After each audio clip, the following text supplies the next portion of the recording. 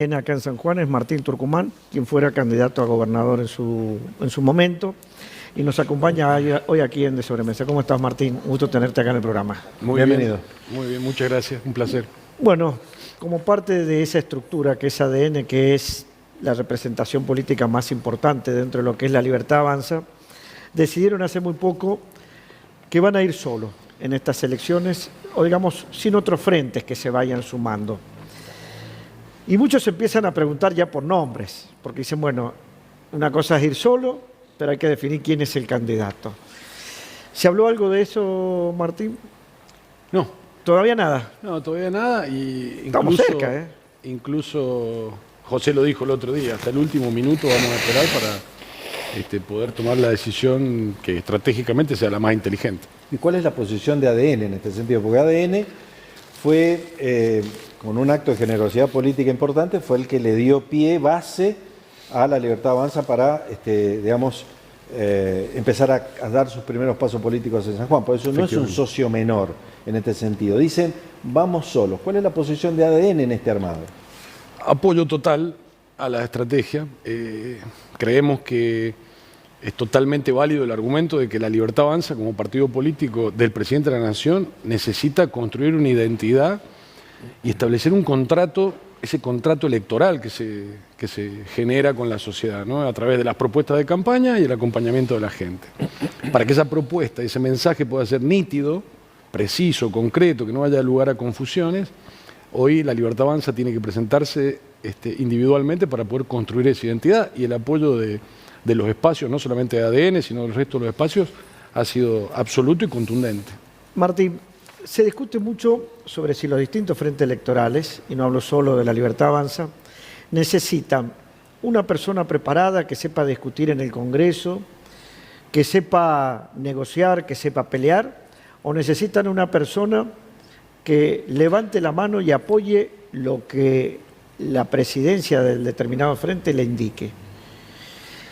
Y ojo, ni es mejor ni peor, pero son lo que siempre se discute en materia de candidatos cuando se eligen. ¿Se habló de algo de eso? No. A ver, el sistema de representación que adoptó la Argentina a través de esto, por ejemplo, 70 y pico de senadores, 72 senadores y 200 y pico de diputados, tiene que ver con la posibilidad de generar todas las propuestas y los matices y las discusiones de los sectores que cada uno de ellos representan, ¿no? Si fuese solamente la idea de la bajada de línea de un presidente, para eso ahorremos los gastos que genera tener un parlamento yo creo que habría que ahorrar. Grande. Hay pocos librepensantes. Y que lo discutan entre 3 personas. Pero el sistema de nuestra Constitución trata digamos, en alguna medida repartir la responsabilidad de la toma de decisiones entre todas esas personas para poder generar la mejor decisión de todas. Así está pensado el sistema. Yo entiendo que lo más aconsejable es que cada representante tenga la mejor capacidad posible, pero sobre todas las cosas que respete el compromiso electoral que asumió al momento de ser elegido, ¿no? Para eso hay que ser claro con el mensaje, la sociedad lo respalde y después uno tiene que defender las mismas ideas. Bueno, pero entonces aquí, llegado el momento, para lo que políticamente falta muy poquito, para la gente que no participa en política, el calendario discurre normalmente. Para la política es mucho más cortito. Los nombres son importantísimos. Los nombres, porque representan ese esquema de idea. Representan ese esquema de idea y transmiten qué nivel de consideración tiene ese armado político respecto de la opinión de la gente. Por eso preguntamos por los nombres. Bueno, pero hay un cronograma que ya está desplegado, la fecha es 17 Martín, de agosto, no queda mucho tiempo. ¿Puedo disentir con usted una cosa? En todas las que quiera. Yo creo que cada vez más se eligen personas que vayan y levanten la mano. De hecho, el ciudadano tampoco se preocupa mucho de que quien sea candidato sepa cuál es la ideología que tiene. Usted lleva a 2 de nuestros 3 senadores a cualquier café, a cualquier programa de televisión, y la gente no sabe ni quién es. La gente no votó. Yo estoy seguro que no votó ni a la segunda senadora por San Juan, ni lo votó tampoco a Olivera. Porque no lo conocía. Sí se votó una idea, pero sí se votó una idea. Y Mariano, también la sociedad muchas veces reclama renovación. Los que nos ha tocado caminar y tener campañas políticas algunas en el lomo, sabemos que la gente muchas veces te pide renovación, no lo mismo de siempre. Una vez que renovás te dicen, bueno, pero ahora no lo conozco. Bueno, a veces también los reclamos son disímiles y uno tiene que administrar y interpretar los reclamos de la sociedad. Hay una idea que se votó y que la gente sabe perfectamente lo que votó en el 2023. Creo que por eso, al día de hoy, a pesar de las dificultades y los sacrificios que el gobierno nacional le está planteando a la República Argentina, sigue manteniendo un nivel de apoyo que es sorprendente para los manuales de la política tradicional. Sorprendente. Eso tiene que ver con que puede ser uno de los primeros presidentes de la República Argentina que dijo que lo que iba a hacer efectivamente es lo que está hoy haciendo. Que nadie se lo creyó. Y sin embargo es un dato muy interesante para esta próxima campaña. Quiere decir que en la medida que seamos concretos, serios, responsables con el planteo y después cumplamos, la ciudadanía acompaña. Ojo, es un dato no menor. Eso, lo que se van a elegir son legisladores nacionales. Sí. O sea, van a representar al pueblo de San Juan. En el caso de San Juan, sí. Con lo cual, vuelvo al principio de la cuestión, no Sí. es menor quién. Pero es que Porque no nos van a representar, y yo Pero coincido que yo no he dicho que plenamente con sea esto menor. de que hay legisladores que ni siquiera les conocemos el nombre. Yo invito ya a nuestros televidentes que hagan un repaso mental de los 6 diputados nacionales, no lo van a saber. Entonces sí es importante el tema de los nombres, por eso digo... Pero es que yo no he dicho ¿cuándo que no lo sea deciden? importante, yo he dicho que se va a decidir el 17 de agosto, no he dicho que no sea importante. ¿hay Sí, nombres? por supuesto que es importante, pero el 17 de agosto se conocerá. Hay veces que... Usted quiere que me reten, ¿no? No, somos periodistas, tenemos que preguntar. Seguro. Muchas veces puede llegar a pasar que los intereses de la presidencia de la nación sean contrarios a los intereses de los gobernadores. Y de hecho está sucediendo. Lo vemos lo que está sucediendo hoy. Me parece que puede pasar, pero es una situación muy excepcional. Está bien, pero pasa. Y puede llegar a pasar porque está habiendo tal vez un cambio de modelo en cuanto al modelo de gestión. Es decir, hay muchos gobernadores acostumbrados a que sea el Estado el impulsor de la economía, algo que desde La Libertad Avanza no se quiere. Por supuesto. Y ojo, si usted le pregunta a los 24 gobernadores, no hay uno que piense como el presidente Milei. De hecho, ninguno es de su partido. ¿Qué puede llegar a pasar en el caso de los legisladores de La Libertad Avanza si se encuentran con esa diferencia entre lo que le pide un gobernador que cree que es lo mejor para San Juan y lo que le pide un presidente que cree que es lo mejor para el país y que puede no coincidir? Lo que pasa es que tenés que partir de la base de que lo que cree un gobernador o lo que cree un presidente puede tener razón o no. Después un legislador tiene que tiene que sopesar y considerar cuál es. Volvemos a lo mismo, el planteo que se hizo en campaña, la dirección o el rumbo que se propuso y luego votar en consecuencia a la integralidad de un sistema. ¿Bien? Por ejemplo, los intereses de San Juan están bien o mal representados con el porcentaje de la coparticipación. Tenemos un porcentaje de coparticipación que la política por unanimidad sostiene que es alto, que es bueno, que lo consiguió el bloquismo hace muchos años y que hay que defenderlo. Bien. ¿Usted no cree eso? Yo creo que ese porcentaje tan alto de coparticipación que le tocó a la provincia de San Juan quizás nos convirtió en una provincia estado dependiente, en donde terminamos afectando la iniciativa privada. Entonces Mendoza, que quizás proporcionalmente tuvo menos coparticipación por cantidad de habitantes, o llámelo como sea, tiene una iniciativa privada que sea quizás mucho más importante que la nuestra y finalmente les ha terminado yendo mejor. Entonces, medir los intereses de los sanjuaninos en contraposición con los intereses de los argentinos muchas veces es una trampa o puede estar mal evaluados en el corto, mediano y largo plazo. Digo, nosotros hoy podemos ir a un esquema de modificación del sistema tributario y de las competencias fiscales nación-provincia en donde nos permita poder quizá recaudar nosotros nuestros propios impuestos y aplicarlos y tener más autonomía fiscal. Quizá eso está en cabeza del Gobierno Nacional, de Sturzenegger y de todos quienes están evaluando o construyendo esta nueva propuesta tributaria. Digo, no nos tenemos que quedar en los manuales que hemos venido aplicando hasta hace un tiempo atrás, porque no han funcionado. Entonces, creo que hay que ser más creativos, hay que animarse a innovar, animarse a pensar cosas nuevas para que podamos finalmente resolver los problemas que venimos arrastrando hace mucho. Porque si no caemos en el contrasentido de reclamar soluciones, pero sin querer modificar nada. Entonces nada va a cambiar. Porque yo veo hoy a un gobierno nacional que, con todas las cosas que vos me quieras decir y las que les he estado escuchando recién en la editorial, está planteando nuevos sistemas, nuevas formas y está intentando darle un cambio a la realidad que tenemos los argentinos. Y eso al menos nos tiene que generar expectativas. ¿Coincido? Y está generando expectativas en los inversores. Lo que sucede es que a la par hay intereses, ¿bien?, que no quieren y que no están dispuestos a relegar sus privilegios o el statu quo que tantos beneficios les ha traído a un sector de la dirigencia en todas sus aristas, en contra de los intereses cuáles? generales de la Argentina. ¿Cómo cuáles, por ejemplo? Bueno, modificar, por poner un ejemplo, modificar el régimen laboral. El régimen laboral hoy es vetusto, se dictó en el año 74, hace más de 50 años. Opera en contra de los trabajadores. No básicamente. existía Internet cuando se dictaron esas leyes, no existían las computadoras.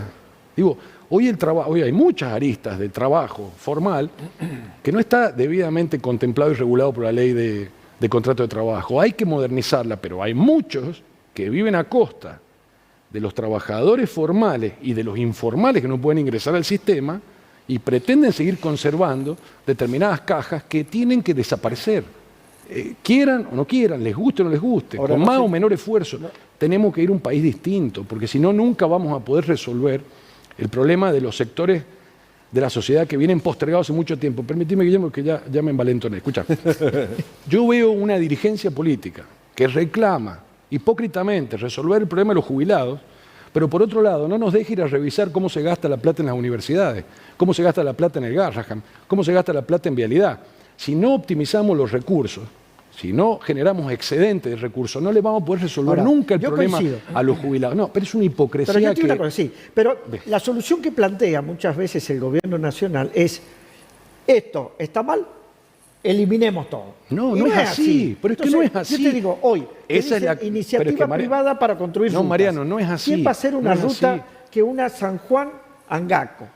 Nadie, si no hay una iniciativa privada, porque no es un lugar que le interese tal vez al desarrollo comercial. Digo, mucha Pero es gente que de no la la que hace, desarrolla pero los ¿quién la proyectos hace a son la la ciudad de ruta? Buenos Aires. Pero es que, Mariano, ahí entras en el discurso que genera la casta que no quiere cambiar nada y que Yo lo digo. quiere pretende continuar malgastando los recursos de los que ponemos todos los meses los impuestos. No, las rutas de Angaco-San Juan, por poner un ejemplo, siempre y hace mucho tiempo la vienen haciendo privados, que las financia el Estado, pero la hacen los privados. Está bien. Pero resulta que tenés 5.000 y pico de trabajadores en Vialidad Nacional donde no se construyen rutas y de los cuales 1.200 son delegados gremiales, con 3 o 4 gremios metidos dentro del organismo.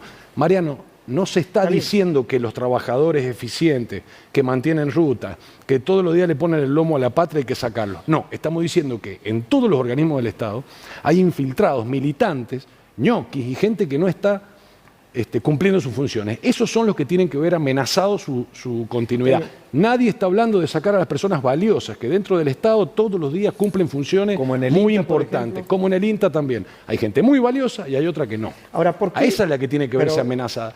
La reestructuración de los organismos del Estado tiende a generar la Coincido. optimización de los recursos y los excedentes yo para digo, resolver a los jubilados. Pero no ¿Por qué no se empezó por los asesores en el Senado? ¿Por qué no se Porque se es un empezó poder- por porque la es un poder biblioteca del Congreso? porque es un poder independiente.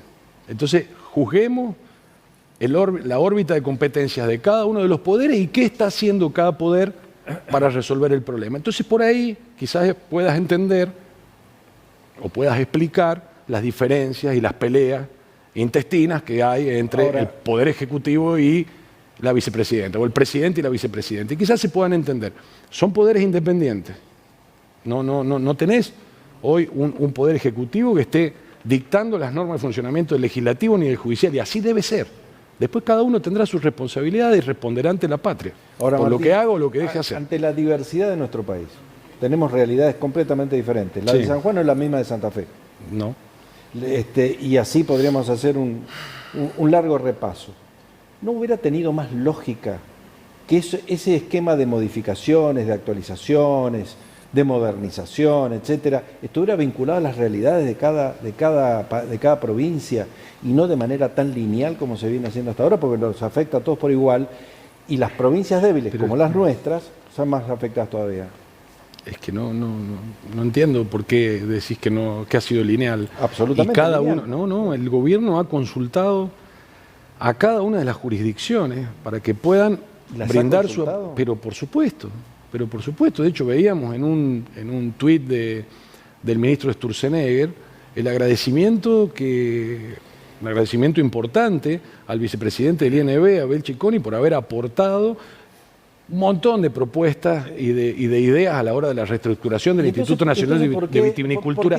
Por eso digo que no es así. ¿Por qué es tan visible la confrontación política, pongámoslo así, entre los gobernadores y el presidente de la Nación? Yo creo que nos estamos acercando a una época electoral y quizás eso responda a cuestiones electorales. Y sí, pero si uno hace una evaluación de cómo han acompañado los gobernadores durante el primer año y medio de gestión, sí, claro, y ahora están planteando otras cosas distintas, digo, bueno, quizás se explique todo por la campaña electoral. También es algo que tiene que cambiar en Argentina. Tenemos campañas muy seguidas y eso muchas veces genera... Cada 4 años tendría que ser. En eso sí estamos de acuerdo. Y bueno, eso quizá explique por qué los gobernadores han tomado esa otra actitud. De todas maneras, yo veo que en San Juan, y lo veo todos los días en la prensa, el gobernador está inaugurando pavimento, centro de desarrollo infantil, digo, las obras en alguna medida han continuado.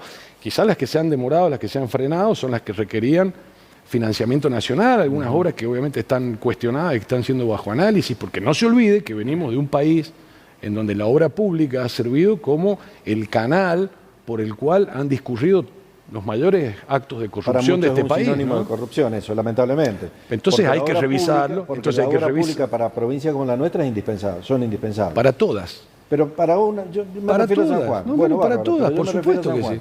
Son indispensables. Por supuesto que es indispensable. Pero tampoco ahí donde voy que no se puede cortar todo de cuajo tan brutalmente. ¿Pero qué se cortó de cuajo? Mire, teníamos una gran obra pública antes. Sí. Pero que destinada a teatros, estadios, las rutas, porque las rutas son un desastre desde hace décadas. El dique Tambolar no es un teatro, por ejemplo. No está terminado. No, claramente no. Pero no, y claramente no está terminado y debería ser objeto... Se hacían más viviendas que ahora. Debería... Bueno, está bien, pero ¿a costa de qué? ¿A costa de una inflación galopante que nos dejó a las puertas de una hiperinflación? No es que se hacía la misma cantidad de obras públicas, se hacía más. Por supuesto, pero también se imprimía muchos billetes y nos afectaba la inflación. Entonces, Mariano, nos pongamos de acuerdo. Queremos seguir teniendo un par de cientos de casas por año que se hacía contra una hiperinflación, o queremos ir a un país normal en donde quizá vuelva el crédito hipotecario, en donde no necesariamente el Estado tenga que traerte todas las soluciones y podamos tener un sector privado pujante que pueda establecer sus propias reglas. Es mucho menos probable que ahí se despilfarren recursos públicos. Hay que empezar a confiar un poco más en la libertad y en dejar que los privados establezcan sus reglas, Mariano. El tema es otro. Coincido en el 95% de lo que usted me dice. Pero hay dos temas que por ahí me cuesta entenderlo. Primero, hay un sector importante de la población que en ese esquema que usted plantea no está preparado. Y no estamos hablando porque para lo que se viene, y hay mucha gente que no tiene secundario terminado, hay mucha gente que no está preparado para ese mundo competitivo que viene. ¿Qué vamos a hacer con esa gente? Porque el Estado no es como los privados. Nosotros, si hoy despedimos a alguien, se terminó nuestro problema. Al Estado, a partir de ahí, le tiene que dar salud pública, le tiene que seguir dando educación, hay que darle seguridad. No se puede desatender. Pero es que nadie ha dicho dejar de dar educación pública, ni salud pública, ni prestar la seguridad necesaria. Por el contrario, hay que mejorar todas esas áreas. Y de la única manera que lo vas a poder lograr es que vos destierres la corrupción del Estado. Mientras vos tenés un Estado más grande, más se fomenta la corrupción, que es lo que ha fundido a este país, que debería ser la estrella del norte de Latinoamérica, como fue en algún momento. ¿Cómo haces para fundir un país tan rico como este? Seguí por ese camino, por donde veníamos, y vamos a seguir fundidos. ¿Y la clase pasiva, Martín, que está tan castigada, cómo lo ves a eso? Necesitamos crecer, necesitamos tener más recursos para poder mejorar los haberes. El otro día un colega tuyo me preguntaba, en tono Cuando uno plantea estas revoluciones, estas transformaciones, siempre los que no quieren que cambie te dejan expuesto como el ogro, como el malo de la película. Entonces un colega tuyo me decía, ¿y qué le digo a mi madre que está jubilada?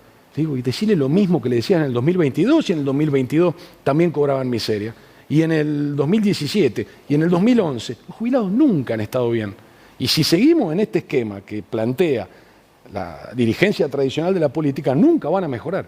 Al menos ahora podemos sentir que los sacrificios que hacemos pueden depositarnos en un lugar distinto, en donde sí podamos en algún momento reconocer una mejora a los haberes de los jubilados, pero se va a terminar. Por eso yo creo que esta campaña a nivel nacional va a ser muy interesante, porque se acabó la hipocresía. Estamos, por ejemplo, nosotros en un espacio donde nos permiten poder decir estas verdades. Los haberes de los jubilados no se pueden mejorar sin que la Argentina crezca. Y cuando queremos optimizar la Argentina, ir a buscar la plata que se pierde en las universidades, en el Garja, en realidad, no quieren. Entonces, si no quieren optimizar los recursos del Estado, no quieren mejorarle la vida a los jubilados. Este contrasentido, esta hipocresía, va a quedar expuesta, y por eso yo creo que a pesar de que los jubilados no cobran bien, a pesar de que los docentes no cobran bien, y a pesar de todo eso, hay una porción muy grande de la sociedad que sigue apoyando a este gobierno nacional porque entiende hacia dónde va. Porque ya no es fácil vender el relato que vendieron los políticos durante tantos años. Ahora va a haber que trabajar, todos. Y eso hace que los países crezcan y mejoren. Nos quedaremos un rato largo charlando, pero el reloj manda, Martín. La última pregunta, sí me gustaría hacer. Yo también quería hacer una última pregunta. ¿Vas a ser candidato si te lo proponen? Iba a preguntar lo mismo. Todavía no me lo han propuesto y tendré que evaluarlo en su momento. No estamos hoy hablando de candidaturas, Mariano. No están hablando. No estamos hablando de candidaturas y tenemos muy claro de que esto se va a resolver. Pero lo vamos a resolver al último. No está mal, ¿eh? No está mal hablar de candidaturas, no tiene por qué ser un tabú. Pero es que no tiene nada de malo. Lo que pasa es que esas discusiones las hacemos puertas adentro. Está bien, yo siempre digo... Mirá si ayer el PSG hubiese sabido cómo iba a jugar el Chelsea. Sí, hay una cosa que a mí sí me gusta, y es que al Congreso llegue la gente con mejor preparación. ¿Por qué lo digo? Porque no es solo ir y levantar la mano la actividad que debe realizar cualquier representante en el Congreso. Yo te agregaría con mejores valores. No solo que a veces son mejores que la capacitación. Valores sí, bueno, desde luego, pero capacidad también, porque los resultados están a la vista. No estaríamos en la situación que estamos si hubiéramos tenido mejor nivel de debate. Cuando acá en algún momento se eligió senador a una persona que no tenía ninguna preparación y que lo conocemos, y que era tal vez una persona que era nada más que confianza que tenía en ese momento el gobernador Abelín, que era Loza, si no me acuerdo, pero no tenía mayor preparación. No fue bueno. Necesitamos en el Congreso personas preparadas, que sepan de leyes, que sepan de recursos, que sepan de presupuestos. Bueno, entonces ambas cosas, preparación y valores. Y de paso a quienes conozcamos. Insisto, hay gente que ni siquiera, que están ahí en las dos cámaras y no sabemos quiénes son. Ojo, y lo digo no solo por el frente de ustedes. No, lo decimos en líneas generales. Eso en nuestro espacio quizá es más difícil. Nosotros en comparación con el resto de los espacios tenemos menos gente instalada. La idea es que pongamos gente nueva en la política. La política necesita renovar la materia prima, así que el requisito de que sean conocidos para nosotros no va. Muy bien. Muchísimas gracias. Gracias, Martín. A usted. Volvemos en un minuto nada más.